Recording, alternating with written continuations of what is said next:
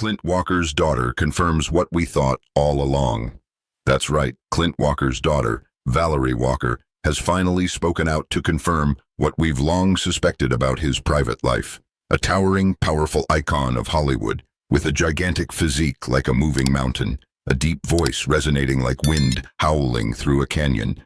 But behind the bright stage lights are secrets that make us ponder, reflect, and sometimes shed tears over the harshness of fate. First, let's go back in time to Clint Walker's early days, a journey full of hardships that might remind you of your own life.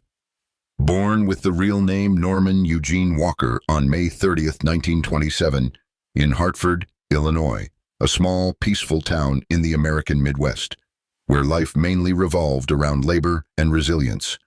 He was the son of Gladys Hulda Schwanda, a woman of Czech descent carrying the blood of courageous immigrants, and Paul Arnold Walker, a diligent father. His family wasn't wealthy, one could even say they were poor, and Clint had a twin sister named Neoma Lucille, or Lucy, along with a half-sister. Clint's childhood wasn't a peaceful dream filled with books, games, and family picnics. During the Great Depression years of the 1930s, his family faced poverty and deprivation, and Clint learned early on the lesson of resilience, of self-reliance from a very young age. He grew up in a manual labor environment where physical strength and iron will were the keys to survival, to overcoming days of hardship. I think, dear viewers, at our age, we've all gone through similar tough times. Those years where every meal was a battle, every job a challenge to prove oneself. Clint Walker is a vivid testament to that. He didn't wait for opportunities to fall from the sky, but created them himself, forging himself to become a true man. In his teenage years, Clint decided to drop out of school to dive into the harsh, real world. He worked in a manufacturing factory where the noisy machinery echoed day and night, sweat pouring like rain under the heat of the metal furnaces. Then he switched to working on riverboats drifting along the legendary Mississippi, where swirling waves and cold river winds tested anyone's endurance. These jobs not only trained his body, with his exceptional height of 6 feet 6 inches, about 1.98 meters, a broad 48-inch chest, a slim 32-inch waist, creating a muscular build like a sculpted statue, but also shaped his steadfast, quiet personality, full of deep inner strength. At age 17, Clint joined the United States Merchant Marine, opening a chapter of adventure on the vast seas. He drifted across immense oceans, facing fierce storms, the loneliness of sailors far from home, long nights staying awake on watch. Those years, dear viewers, were like a real action movie, full of drama and surprises. From my personal perspective, this was the foundation for the image of the cowboy Cheyenne later on, a solitary man wandering through vast deserts, but always steady in the face of life's storms, before the challenges fate threw at him. It inspires us that, no matter our age, whether 65 or older, we can still overcome challenges if we hold firm to our iron will, if we're not afraid to face hardships. After leaving the Merchant Marine the first time, Clint continued wandering through various odd jobs, constantly moving across different states in the vast United States. He went to Brownwood, Texas, where the wild western atmosphere began to seep into him, with vast cattle fields and real cowboys. Then Long Beach, California, with its endless beaches and the glittering Hollywood dream under golden sunlight. Finally, Las Vegas, Nevada, the city of lights, gambling, and fleeting dreams, where he worked as a doorman at the famous Sands Hotel, a gathering spot for the elite and stars. Imagine a tall young man with shoulders broad like mountains, standing guard among wealthy guests, amid lively laughter and flashing neon lights. That's where Clint began to realize his natural appeal, where his strong appearance drew attention from many sides. But fate didn't stop there. When the Korean War broke out in 1950, he returned to the Merchant Marine, contributing to the country's military efforts, serving on dangerous cargo ships across the Pacific. These war experiences, though not on the fierce front lines, brought him maturity, depth, and a profound appreciation for life. I feel deeply moved when thinking about this. A young man facing war, lurking dangers, only to become a symbol of peace, a symbol of inner strength on the silver screen. It reminds us of the veterans in our generation, those who sacrificed silently, fought tirelessly to protect freedom, and now tell those stories to their grandchildren. And then, the biggest turning point in Clint Walker's life came when he stepped into Hollywood, a glamorous world full of traps. He caught the attention of Henry Wilson, a famous talent agent in the mid-20th century, who shaped the careers of many iconic stars like Rock Hudson, Tab Hunter, and Guy Madison. Wilson, with his keen eye, changed Clint's name to Jet Norman to create a more alluring, modern image, fitting the Hollywood trends of the time. This is when vague rumors about Clint's sexual orientation began to spread, creating a layer of emotional mystery in his life story.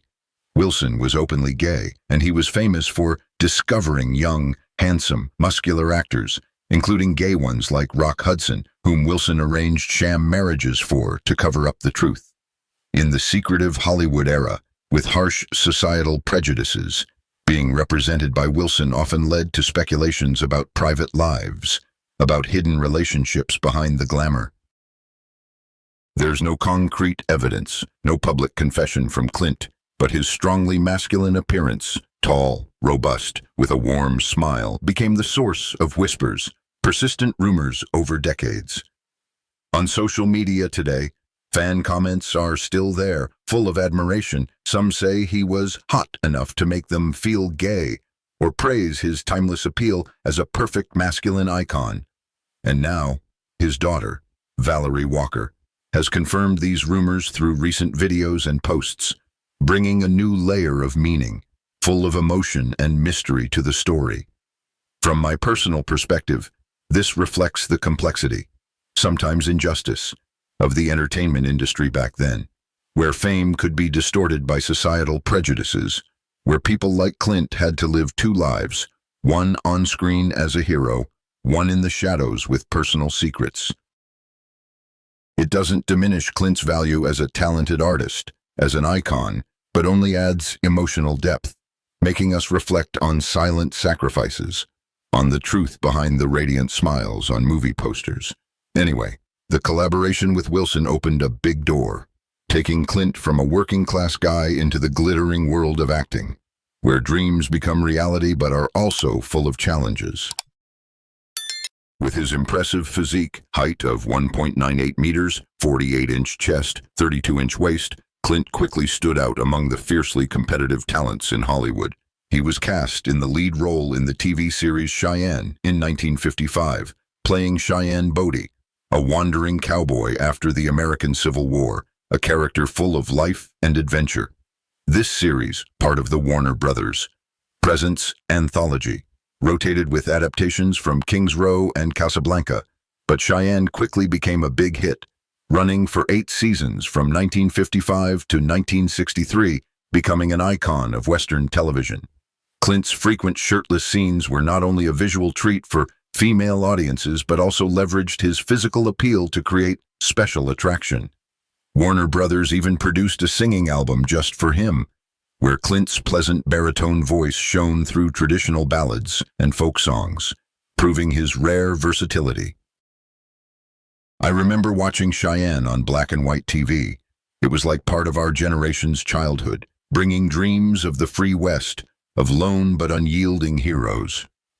From my analysis, Cheyenne's success lay in the perfect combination of high-quality scripts, Clint's outstanding performance, and engaging historical settings, making it not just entertainment but also a lesson in morality, in integrity, amid chaos. Clint's film career continued to flourish with classic Western movies. In 1958, he starred in Fort Dobbs, directed by Gordon Douglas, introducing his larger-than-life image on the big screen. A famous critic from the New York Times praised him as the greatest Western hero ever seen, with shoulders rivaling King Kong and a physique that would make horses wary. Though box office revenue was modest, the film affirmed Clint's position in the Western genre, Next was Yellowstone Kelly in 1959, again directed by Douglas, co-starring Ed Burns from the series 77 Sunset Strip, a small but solid success, continuing to bolster his earning potential in Western-themed products.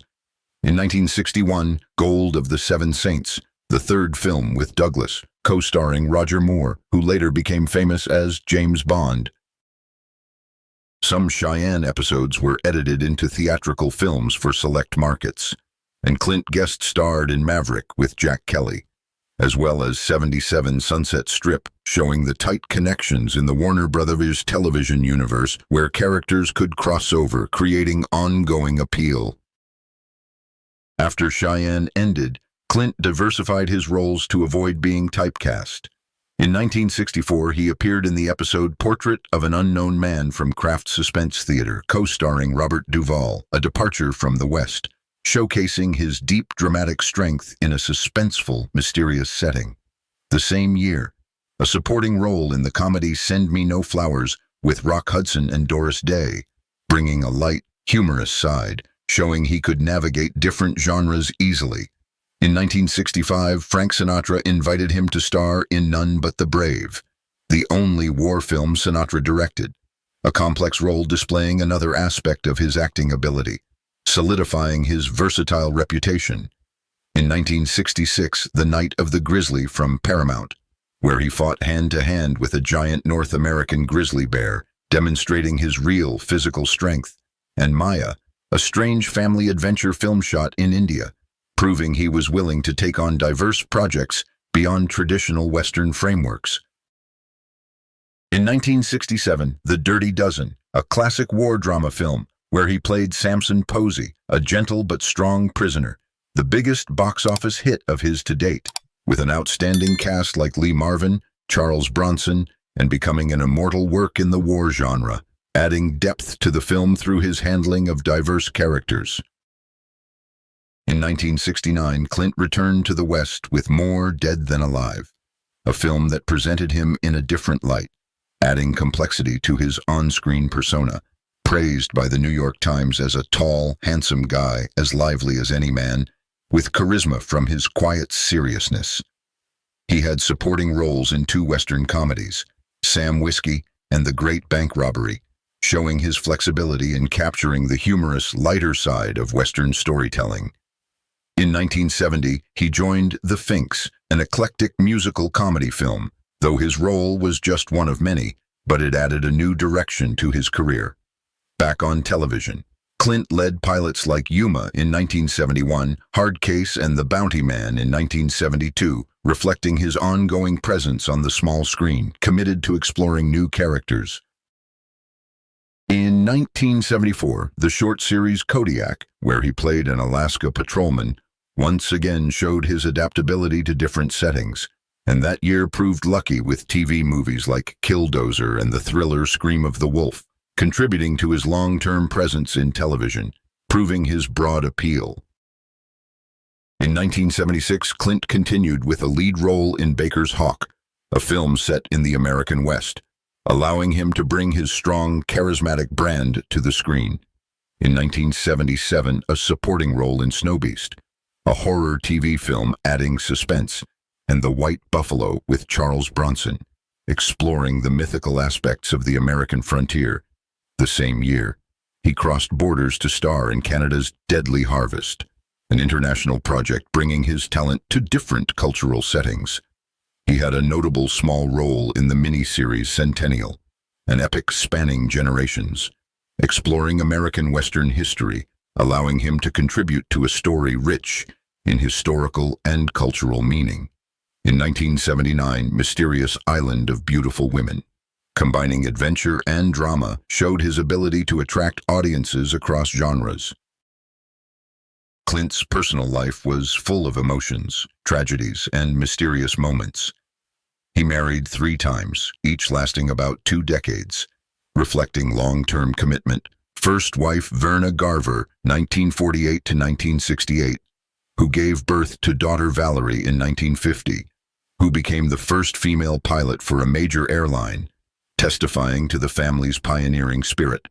And Valerie is the one who later confirmed the rumors about her father. They divorced in 1968. Second wife Giselle Hennessy, 1974 to 1994, who died of cancer, a great loss. Third wife Susan Cavallari, 1997 until his death, his companion in his final years. He has a grandson from Valerie.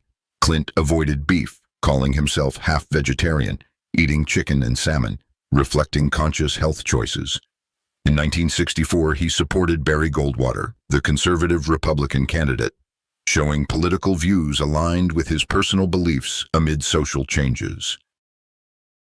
The 1971 accident at Mammoth Mountain was the peak of tragedy. While skiing, a pole pierced his heart. Doctors declared him dead, but he miraculously survived thanks to a doctor noticing faint signs of life. Successful surgery, and he returned to work after 2 months. He shared his near-death experience, adding a layer of mystery, emphasizing human fragility and recovery.